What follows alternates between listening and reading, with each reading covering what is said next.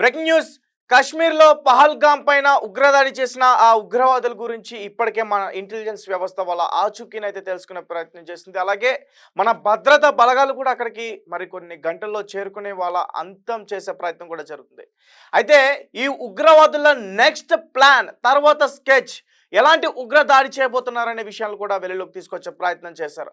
అయితే పహల్గామ్ అటాక్ తర్వాత వీళ్ళ దాడి చేసేందుకు ముఖ్యంగా ఈ కాశ్మీర్లో ఉన్న శ్రీనగర్ జైల్, అలాగే కాఠ్మండు జైల్, అలాగే బల్వాల్ జైల్ పైన ఇంతకుముందు మన ప్రజలపైన ఉగ్రదాడికి, అలాగే మన ఆర్మీ పైన ఉగ్రదాడికి ప్రయత్నించిన ఈ ఉగ్రవాదుల సంస్థకి సంబంధించిన నాయకుల్ని విడిపించేందుకే వీళ్ళు ప్రయత్నం చేస్తున్నట్టుగా కూడా తెలిసింది. ఇప్పటికే ఈ స్లీపర్ సెల్స్, అలాగే ఈ గ్రౌండ్ వర్క్లో ఎవరైతే వర్క్ చేస్తారో వీళ్ళందరినీ కూడా మన భద్రతా బలగాలు ఇప్పటి వరకు వాళ్ళందరినీ కూడా అదుపులోకి తీసుకుని విచారిస్తున్నాయి.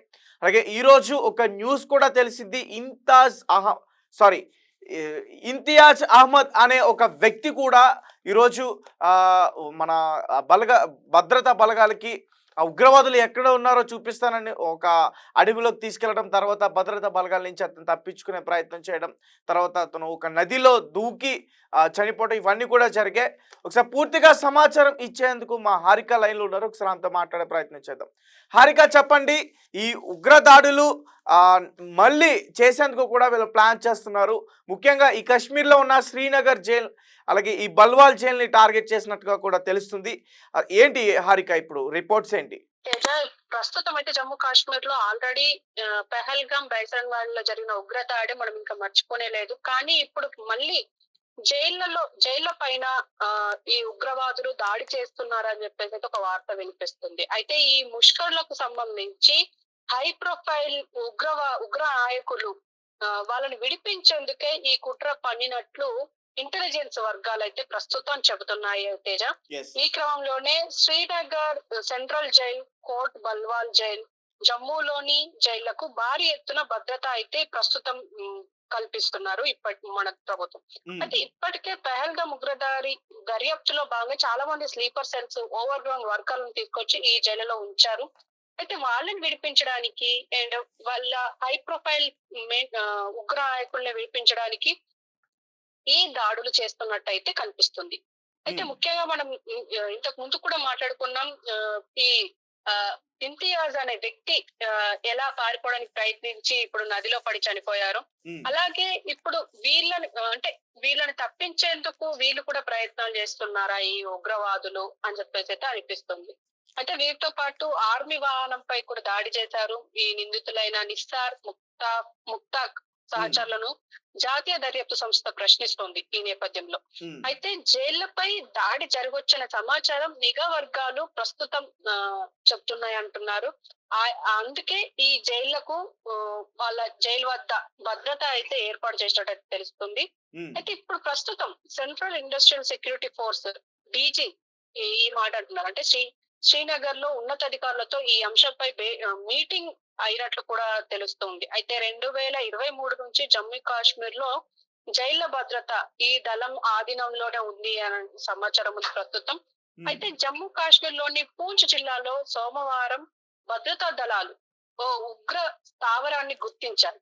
దీనిలో కమ్యూనికేషన్ పరికరాలు, 5 IEDలు దొరికాయి. అయితే ఈ స్థావరం సురాన్కోట్ ప్రాంతానికి అత్యంత సమీపంలో ఉంది అంటే తెలుస్తోంది. కమ్యూనికేషన్ పరికరాలు అంటే ఉగ్రవాదులకు సంబంధించినయా, వాళ్ళు యూజ్ చేసినయా?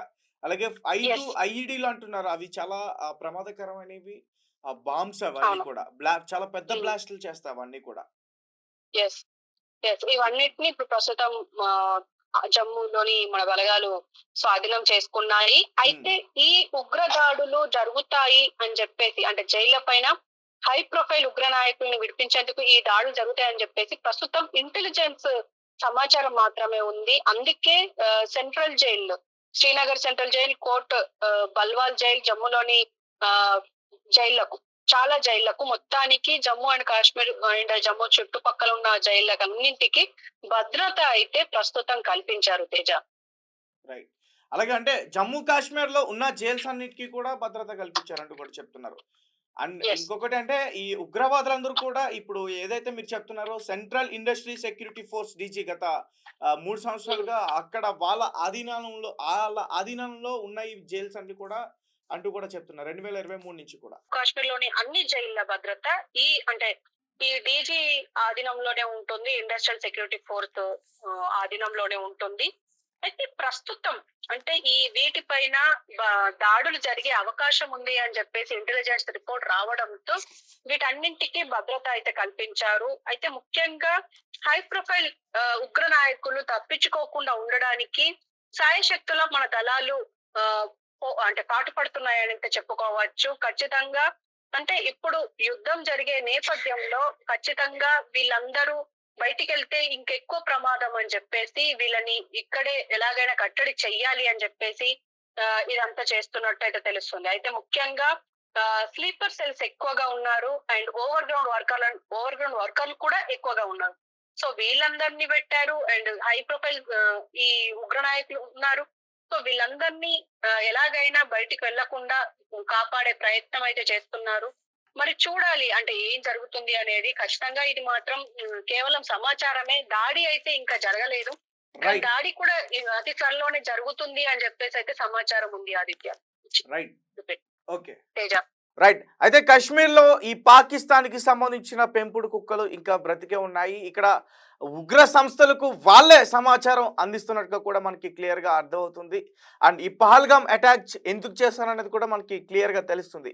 ఎందుకంటే ఈ పహల్గామ్ లో అటాక్ చేసి 26 మందిని చంపేసి అక్కడ జనాల్ని చంపేసి ముఖ్యంగా ఈ మత కల్లాలు సృష్టించి వీళ్ళు ఉగ్రవాది సంస్థలకు సంబంధించిన ఈ నాయకులను విడిపించేందుకు వీళ్ళ ప్రయత్నమే అనేది మాత్రం క్లియర్గా అర్థమవుతుంది.